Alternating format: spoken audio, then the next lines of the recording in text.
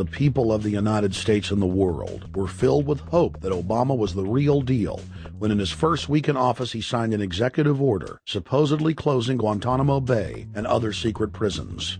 Then the press actually had a chance to read the executive order and were shocked to find that the executive order only said that Obama was thinking about closing Guantanamo in a year.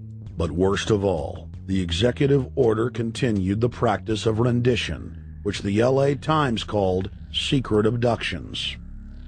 They don't know. They think that he's signed off immediately on closing Guantanamo, but he's allowing prisoners now to be taken to foreign countries and not knowing where they're sending them and to be tortured in foreign countries. They don't know that they kept that provision in there. Obama is now continuing the practice of secret arrest, secret prisons, and most importantly, indefinite detention without trial.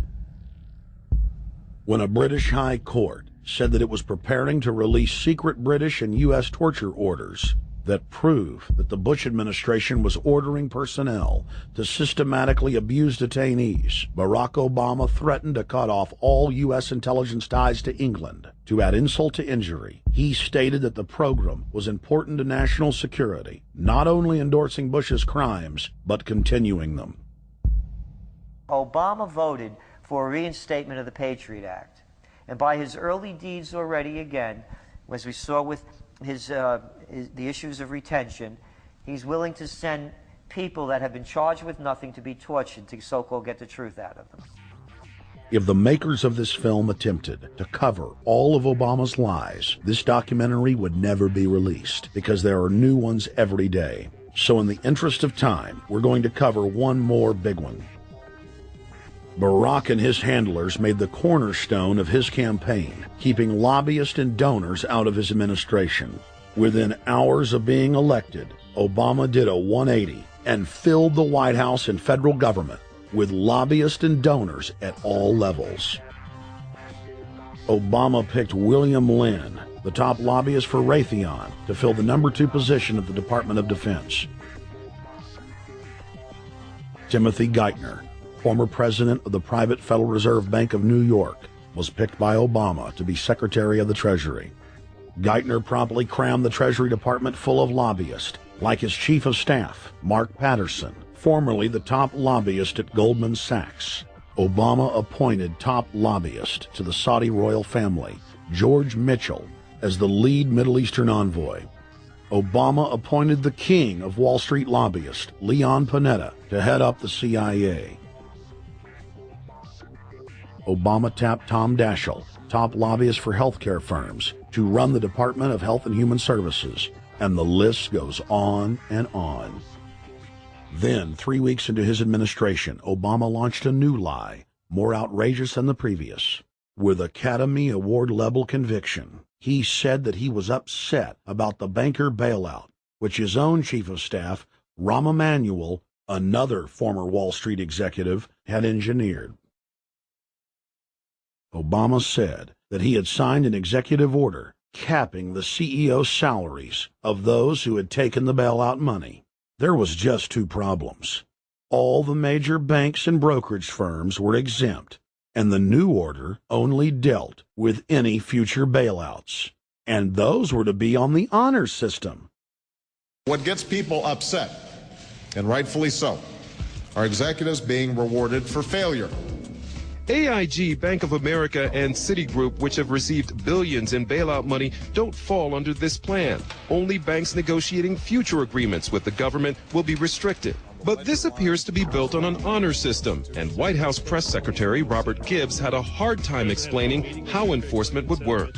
Well, let me get, I will get clarification from Treasury on that. Generally speaking, this is already the biggest liar and the biggest disappointment that we've seen in recent history. And again, qualitatively beyond the rather low standards set by Bush the Elder and Clinton in terms of delivering on promises. Bottom line, Obama is a fantastic actor and an even better liar. His track record is clear. He has done the opposite of everything he told the people he would do. They'll make up one lie after another. And if you believe these people, knock yourself out. I don't believe a word they say. Within 1 month of the passage of the first banker bailout bill, the press reported that over $5 trillion had just disappeared out of the U.S. Treasury. By December, the amount of money that had been stolen had reached $8.5 trillion. The leadership of both political parties circled the wagons and would not discuss where the money had gone. In the Fed! In the Fed! In the Fed! In the Fed! Informed Americans protested the private Federal Reserve System at all 38 of their regional governorship offices. Arrest Bernanke and Paulson! Arrest all the criminals that stole the banker bailout money! It was refreshing to see people standing up against the real power structure, not being distracted by the elite's frontmen like George W. Bush and Barack Obama. We traveled to Dallas, Texas to cover We the People taking on the real enemy. Hey, I want to talk to the workers up there on the parapet. The ones smoking cigarettes that just jumped back. You're with the American people, we know that. But understand, ask the workers inside. You're not in a federal government building. You're in a private Federal Reserve that uses that name as a fraud. That'd be like if my first name was Federal Reserve Jones. I'm still not the federal government. I'm not a federal agency. But if I said my name was Federal Reserve, I could go out and pay off politicians and get them to allow me to get into power so I could issue the currency and credit, and then I could buy up the world. That's what these criminals have done. A lot of people think that the Federal Reserve is already part of the government. They're not.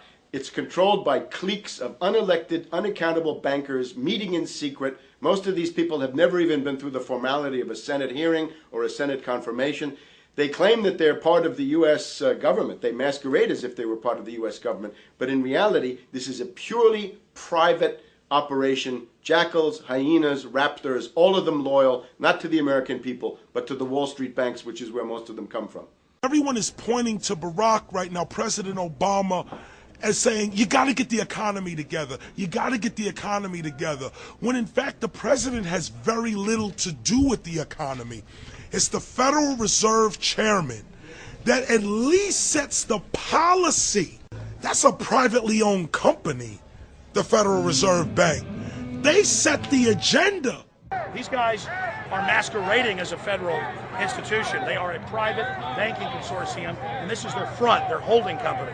The Federal Reserve is not federal. It's a front for a private banking cartel. That's on record in congressional testimony, and they're the ones orchestrating the economic collapse we're seeing right now, so that's why we're here. While at the In the Fed rally outside the Federal Reserve Bank in Dallas, Texas, we spoke with Ron Paul's brother, Wayne Paul. 1913, the Federal Reserve Act was passed, floor of the House, where 3 members of Congress were on the floor. At that time, they only needed a majority of votes to pass it. So in 1913, the Federal Reserve Act was passed. 20 years later, 1933, under Roosevelt, the United States was declared bankrupt. And in 1933, the Federal Reserve Private Bank says, okay, USA, what are you going to pledge as collateral on the debt you owe me? What happened by 1936? Does anybody know? We instituted Social Security system, and you and I and our children and our children's children were pledged as collateral on the debt of our government to the Federal Reserve. And that's where we're at today.